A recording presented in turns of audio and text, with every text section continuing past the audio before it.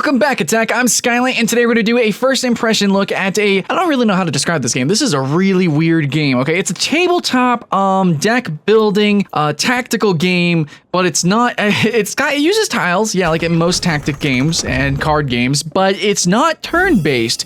I don't know, it's a board game. It's a digital board game. There's a lot of games coming out that are kind of in this vein, you know, like RuneScape Chronicles, you have Duelist, Faria, Labyrinth. There's a lot of really unique tabletop games being turned into digital games, pretty much thanks to Hearthstone showing that card games can work, so why not other tabletop games? So yeah, Wartile is going to be one of those games, and this could only work in a digital medium. Yeah, I still love the appreciation that they have for the tabletop genre, as you can see from their art. In fact, that's what got me really turned on to this game. So Wartile, basically all the maps and everything kind of have, like, it looks like you're looking at a diorama. Like, it looks so beautiful, so gorgeous, and the camera controls work perfectly. You can zoom in and zoom out and just really appreciate the game. It's very vibrant and colorful, and all in all, graphically, the game is just, it's stunning. It's great. I mean, other than the UI and the menus, which are probably the last thing to get updated, but basically the demo that I played, which is very much an early access demo, like, oh my god, guys, this game is literally just a teaser of the game. But what I played was really good. I just want to mention, though, that if you do play this teaser, I don't think like anybody's playing the multiplayer, so I didn't get to show you any footage on that. Besides, all the art for the multiplayer is completely placeholder. But I did get to show you some of the campaigns. So there was 2 levels. There are 2 levels, not counting the tutorial, that you can go play. They're like short little campaigns. It really reminds me of something like if you go play D&D with your friends or something like that. It's a tabletop experience like that. But I just want to say, Wartile is really unique, okay? Because not only do you have deck building with your cards, because you do have cards that you can play, like at any point, it's kind of like spells and events and stuff, buffs or debuffs, you know, lightning strikes, stuff like that. But you also have your party assembly, and you can also, not only do you assemble your party with different kinds of units, but you can then further customize those individual units, which is pretty freaking awesome. Man, there's so much to go over about this game, but at the same time, it's early access, so let's not get too hyped. Let's kind of look at this critically now. The game, I think, is going to work fantastically as a multiplayer game because it's not turn-based. So there are some real-time events that you have to keep in mind. Now, to kind of give the game a pace, whenever you move a unit or they do an action, there is a slight cooldown on them, sort of like an active battle system, like in, I don't know, Final Fantasy. But there's no turns, okay? There's no global turn system. There's no global cooldown or anything like that. So you can move one unit at the same time of moving another unit, and they could be doing an action, and then another unit could be doing another action. And in multiplayer, this essentially is going to play like an RTS. Like, that's how it's going to play. Think of an RTS, but it happens to have, like, grids. Okay, it's going to be grid-based, or it's, you know, octagons. It's going to be, like, you have little positions. So think of, like, chess was real-time, I guess, which can only be done in a digital form, among other mechanics of the game. Okay, so to make the real-time aspect kind of come to life, whenever you kill something, the battle points rise up from the corpse, as well as whenever you open a chest, there are going to be gold coins that float up in the air. Now, you have to actually actively click on these items in order to actively receive them. So you can't tell just one unit to go do something and then just let them do that. No, you have to be right there. Your screen has to be right there and actively participating with that unit. So it's like an RTS, but it's not like you're just automating everything, and you know, it's totally a different playstyle from normal RTSs. You are right there with every single action. You are committing every single action. So you have to be really, really fast, which is pretty weird. A lot of people like these kind of games because they are turn-based. You get to have a lot of time to think about what you're going to do. But in Wartile, not so much. So yeah, it's pretty cool that they have taken a board game, brought it to the digital front, and then gave it an RTS sort of mechanic. And it does come into play. It is pretty fun. Now, however, in the campaigns, they might as well be turn-based because as far as I can see, there were no like patrolling units. You know, all the units, enemy units, that just they sort of stood still. Now there is some sort of real-time aspects to them once they do get aggroed, but before being aggroed, they just kind of sit there, and once you go into their line of sight, then they attack. However, I believe that's just for the teaser. I have no doubt that in the full campaign of the game, or in the missions, or whatever they're called in the game, that there will be more real-time aspects added into the game.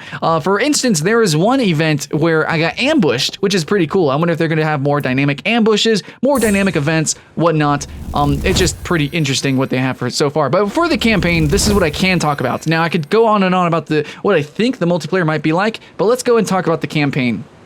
So the campaign very much seemed sort of like somebody dungeoneered us level. It really did feel like you were playing with your friends, and they set up a little campaign or whatever for you to take the party through. It's very interesting because there are actually there are units that you have to kill. There are chests to loot. There is objectives, and it's interesting because the objective is told to you or given to you via a card. So you spawn in the mission, and then it tells you what your objective is. I have no idea if this is going to be procedurally generated, the different campaigns, the different missions, if there's going to be a little bit of randomization with different units, different objectives. Like maybe one objective is to just get from point A to point B, which was sort of the case kind of in these two missions. But maybe one will be like, you need to kill everyone. Or maybe another one will be like, I don't know, like you need to save a certain very particular person, and over time they lose health. I have no idea what kind of campaigns that will be in the game. All I know is that what potentially might be in the game is really, really exciting, especially because it is real time. Absolutely, they could do so much. Like I said, with a hostage situation, maybe somebody is dying slowly and you have to save them. So, I mean, essentially, it's like you have to save them within like 5 minutes. So that actually, I don't know. I'm just saying, I'm pretty hyped about the game. But fuck the speculation. Let's just see what is actually on the screen. And the game it pretty much speaks for itself, right? Like you get some cards and you have battle points. I think you start off with around 10 battle points, and the battle points is essentially your currency, or it's like your resource to use these different cards, and it's really hard to get battle points. You need to kill creatures, you need to take over forts, and that's how you get battle points. By clearing certain objectives, and then you can use your cards. You can use, I don't know, in my experience, whenever during a certain conflict, if I really needed to use my cards, I was pretty much limited to 2 cards. And you draw just a small hand at the very beginning. So it's not like you're just going to be spamming tons and tons of cards. Like I guess Magic the Gathering or Hearthstone, in a normal card game, you go through tons and tons of cards. The card aspect is just there to help you out. They're your spells, they're your buffs, they're your events, whatever it's called, and then your units and how you actually utilize your units is going to be the main gameplay focus, and how you customize your units as well, and how you form your party. There is a couple of mechanics, like as you can see from the board, there is like different kinds of terrain. There's like higher terrain, lower terrain. There's doors that you can actually go into, and like your units kind of teleport into the, like if you put them on, say, like stairs, they'll kind of teleport already into the building, which is kind of weird and jarring. But you have to keep that in mind, okay? So you can only move one unit at a time, basically. And there's cooldown between them. So you can potentially, if you move a unit first, and then it kind of like he's on a drawbridge or something and no other unit can get past, it could be awkward. It could be a deadly situation, or at least encumber you a little bit. So you need to move your units in particular orders to get them in the position that you want, because you might block off your own units. Maybe you want to block off their units, but positioning is super important, especially because flank attacks or attacks in the back actually hurt them. Now, there was no ranged unit that I saw in the demo here, but I did have somebody that had a polearm that I fought against, and also my character had a spear. And those guys can attack from 2 tiles away. I imagine there's going to be some Francescas, thrown axes, maybe some archers, maybe some people with slings. I don't know. I bet they could attack from further. I did see enemies with those though, and they did like shoot down at me from the towers. However, I didn't get to use them, so I don't know exactly how they work. But it does seem like there's going to be a myriad of different kinds of units, and then with a further customization, and then all that good stuff. Basically, positioning is super important. I do like that the game has like lower terrain, it has higher terrain, it has different elevations, and that makes it really exciting. That was something that was kind of fun in Final Fantasy Tactics, and a couple of other tactics games, but modern day board games are generally very, very flat, so it doesn't really come into, play there, but in this game in Wartile, it absolutely did. I'm not even sure what else I can mention mechanically about the game. The gold that you're seeing is only used outside of the game to get more, like it's a currency used to actually purchase new upgrades, new armors and stuff, potentially new cards. I don't really know, it's not fully featured, but that's the gold doesn't help you during the particular campaign, so it's extra. However, there was this one situation where I was streaming, and actually all this gameplay is taken from my stream, by the way, twitch.tv/Skylight. Anyways, I was streaming, and I was like, you know what, the game isn't fully featured, there's no point in really getting this gold, so I'm not going to go get that chest that's over there. And when I passed the chest, boom, there was actually, I actually got jumped by a couple of enemy units. But don't worry, I was able to handle it, but it was still just kind of fun. It was just a fun thing. So it seems that getting the gold chest, it does kind of make the mission a little bit more difficult. You don't need to get the gold, but if you want want to kind of get more units faster, you know, it's a currency, then you want to go and get the gold. It's just something cute and fun that you can do with Wartile. Now, I really am interested to seeing these different campaigns, because one thing that they're really proud of in Wartile is the diorama setup. You know, the art, the graphics, it looks really good. The multiplayer was completely blank. It was like literally white and gray tiles. But for these campaigns, it looked really, really good. I really like them. So I want to see what kind of really creative mechanics they can put into it, yes, but also just artistically, the different scenarios that they can do. And there's a little bit of text. I will say that there was a lot of translation errors. It's kind of hard to read this on stream. I fumbled a lot. There definitely was translation errors. But for the most part, the game was actually really intuitive. I was able to pick it up and play, and I want to see this get funded. Now, they are at, currently, it's about 24,400 US dollars. They need about 3 times that, or two, in between 2 and 3 times that. They need about $80,000.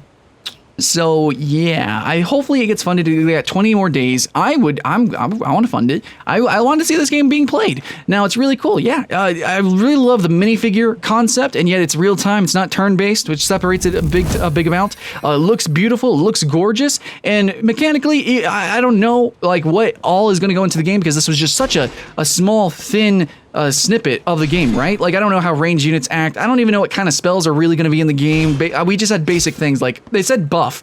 Literally, the card said give your units a buff. Like, it didn't really explain too much. It said give increased attack and defense, and it didn't give me any numbers or anything like that.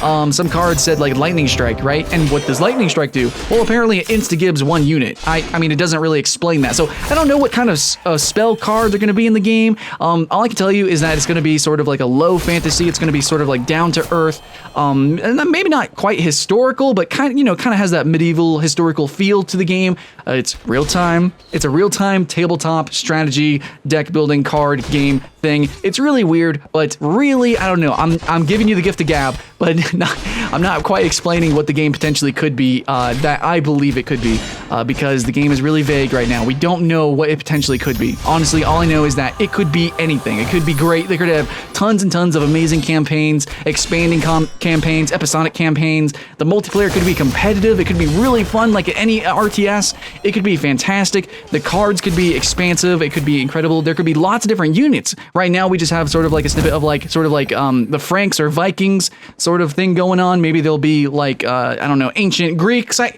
don't know what sort of aesthetics, what kind of designs are going to be in this game. If there's going to be like siege units, I just don't freaking know. I only got to play a small little bit. But basically, I just want to say that I'm pretty excited. I'm pretty excited. I think you guys know that by now. I don't think I've shut up for like a second at all. So, Wartile looks good, plays good. I want to see more of it. I have no idea what this game could be, but it's going to be something amazing. Hopefully, if it gets funded, it's going to be something great. That's all I know. Huge amount of bias, yes, absolutely, but that is what it is. So the gameplay was taken from my stream. If you want to go follow my stream, I stream every single day, twitch.tv/Skylant, or you go to my personal channel, Skylant Games, or you can like and subscribe here. Thank you, Attack Gaming, for giving me the opportunity to play Wartile, and thank you, Wartile developers, for actually giving me a really fun time and something to look forward to. I can't wait. Anyways, like and subscribe here. I'm always here, always having fun, and hopefully I'll see you in the next one.